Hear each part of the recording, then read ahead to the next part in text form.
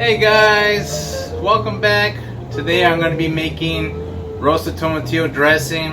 It goes very well with a fajita salad, my personal favorite salad. Also it goes very well as a mild sauce as well if you add a couple more jalapenos to it, or you can even just leave it as it is in the recipe. It goes very well with any Mexican dish as a condiment to put on top, especially with tacos. I use it a lot for my taco parties that I have. So we're going to go straight into it. Make sure you wash your hands first. I've already washed my hands to skip a step. So make sure you wash your hands for at least 20 seconds with the soap and hot water. Alright, so first we're going to go on to here and we make our dressing out of tomatillos. And tomatillos are in the tomato family, except for they're in their own little class. They look like tomatoes, but they're very bitter. If I were just to eat this right now, it would not taste good. So you want to cook this, it'll help out with a little bit of the bitterness. But this is also how you make your verde salsa as well, is to use tomatillos. And when you see them in the market, they usually have like a little green husk around them. You peel that off, look at them, because sometimes you'll see little wormholes in there, or it'll be rotten sometimes. So you always want to just peel them off. It'll be a little sticky. So just wash your hands or wear gloves when you at the supermarket just to peel them if you're going to do them there. So once you do that,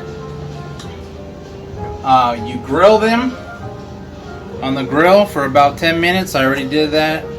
So all you do that, or you can just throw them in the oven for about 10 minutes. And you're looking, you can see how it changed colors on us, right? It's all this little light brown, nice little char marks because I actually grilled these. So it went from this green, very bright, vibrant green tomatillo to these cooked ones right here. So that's what they look like when you finish cooking them. And so this is about 2.5 pounds. That's what this recipe is for. So we're going to take our tomatillos and we're going to put them in our blender here. And today I have Katie. She's my camera girl. Hello. And she does an excellent job in helping me film these videos. Thank you. So we got our tomatillos and we want to get that juice. I'm going to be asking some questions and making some comments too as he's doing this. Alright, so when I handle hot peppers, which is this jalapeno right here, and I like to wear gloves. And that'll keep me from the spicy oils irritating my skin, in case you accidentally touch your face. So this is a jalapeno. As it gets older, it starts turning red. So this one for a little bit. So right here, you kind of give it a little roll. That'll help break up the seeds that are inside. Alright, and then also too, I like to have a little separate cutting board for my spicy peppers. So you're just gonna carefully cut the top off. You're gonna cut it in half. And you see all those seeds right here. This is where it's very spicy, okay? So here we're gonna just take the seeds out. Get that white membrane out as well. And when you remove that, it'll take away a lot of the heat. If you like it a lot of spicy, then by all means, leave it. You know, but I don't want this spicy.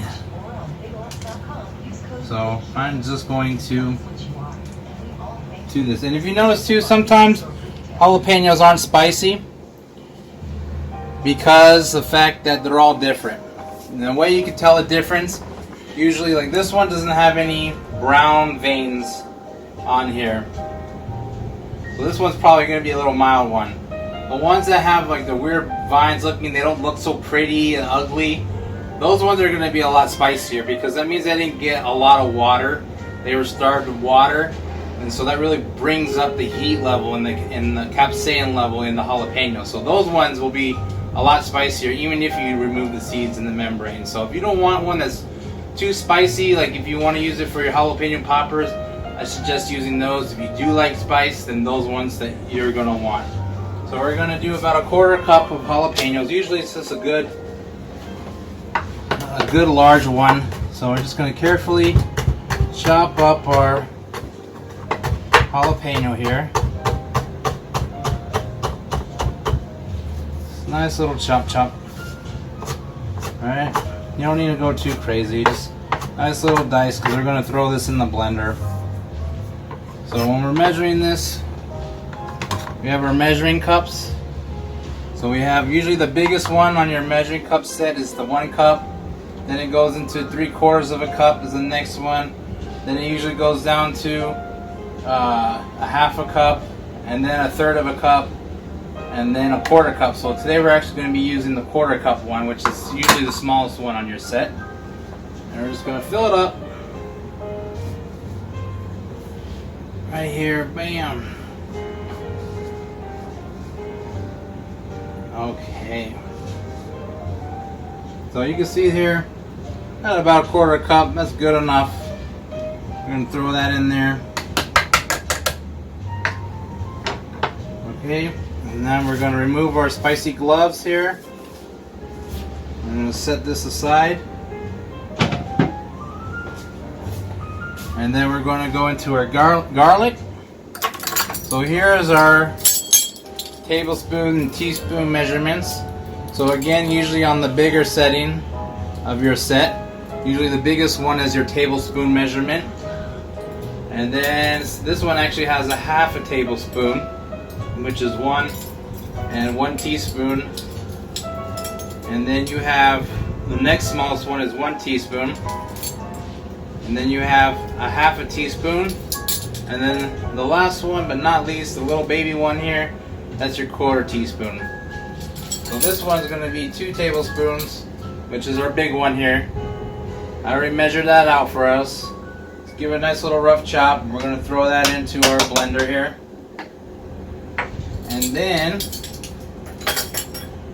we have our fresh cilantro. And the way you can tell the difference between cilantro and parsley at the store is you can see the leaves here are really round.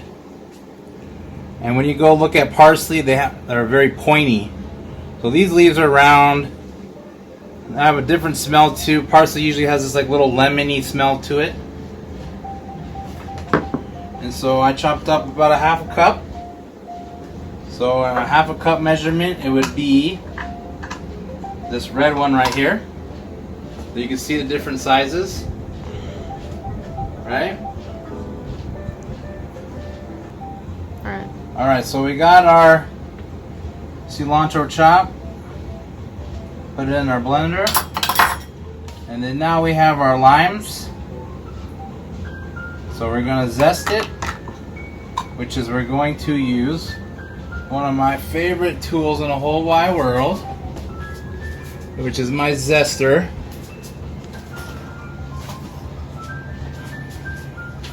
Which is this guy right here. And what you do is you take it and you just go just nicely across the lime. So when a recipe says zest, this is what it means. Yes. So we're just taking the zest off of the lime here, the peel, and this has all the natural oils from the lime, sweetness from the lime, gives it an extra flavor. And you can see the white right here, this is the bitter part. So you don't want to go too far into this. You're just grazing the top. And that goes with any of these citrus, right? Yes. Oranges and lemons. Oranges, lemons, limes. This is beautiful. And we're just going to throw it in there. And a little goes a long way. Yeah. Then we're going to juice our lime here. It's a very strong flavor. I love lime. One of my favorite flavors is lime. Alright, so this little gadget right here is helping me juice it and catch all the seeds. So we got our lime juice here. And the green side is for limes, Yep. and the yellow side is for lemons. Yeah. Thank you for pointing that out. Nice little tidbit right there. So And that actually has a measuring thing on there. Yeah, this but one, I know you want to be doubly sure. So add about a tablespoon of our lime juice here. Alright, move those guys out of our way. And we're going to add our salt. And what's the best kind of salt to use? I like kosher salt. I can feel the grains of the salt, and then also it's not as salty as well. So we're gonna do. And the crystals are a little bigger, aren't they? Yes, right. It's different than regular table salt. Yeah, so we're gonna do 1.5 teaspoons here just for now. You can always add more. It's hard to take away. Alright guys, so we got all our ingredients in here. So next, we actually have our neutral oil. You can use whatever you want, just don't use olive oil, extra virgin olive oil for this. Either canola oil, vegetable oil, sapphire oil, anything that has a neutral flavor. It doesn't taste like anything. So right now guys, it'll get a little loud. We're going to blend up our ingredients right now. So just put it in your food processor, blender, and just give it a nice little tap here. I'm just chopping everything up.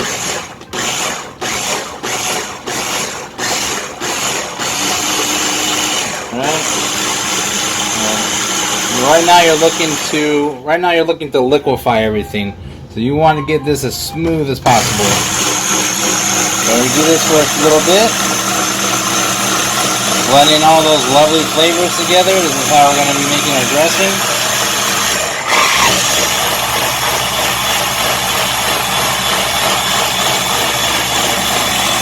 Alright.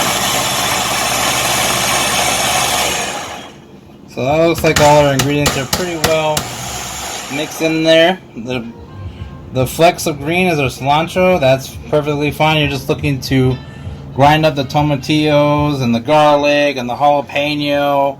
You don't want chunks of that. So now we're going to slowly pour in our oil as our mixer is going. Make sure you leave the lid down so that way it doesn't splash out. Tidbit. And there you go. So turn it on. And you're going to slowly pour the oil in.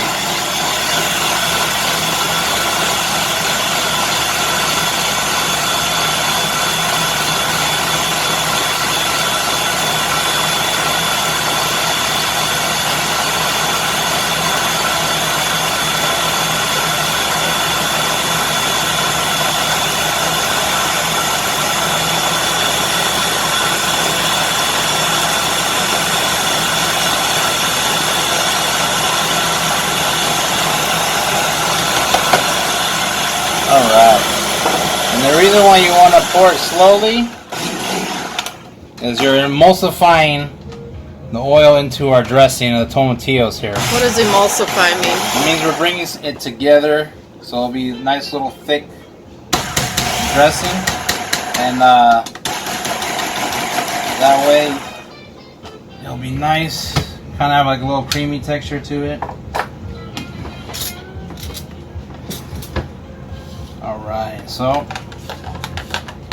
beautiful. You can see that our dressing looks really nice. You got the lovely flecks of the cilantro, a little bit of the seeds from the tomatillos, which is perfectly fine. Alright, and give a little taste here. Has a little slight bitter notes to it, and that's from the tomatillos. It's really good. Taste the lime running through there. Taste the garlic running through there. This is best too, if you're gonna make it. You're gonna have your tacos tomorrow. So let this sit overnight, or at least for an hour or so, to really develop the flavors. You want to serve this really nice and cold.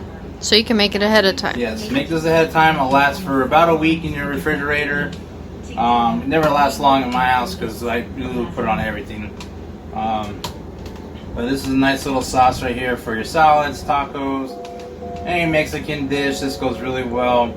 I really love making this dressing. And so that is how you make lovely roasted tomatillo salad dressing.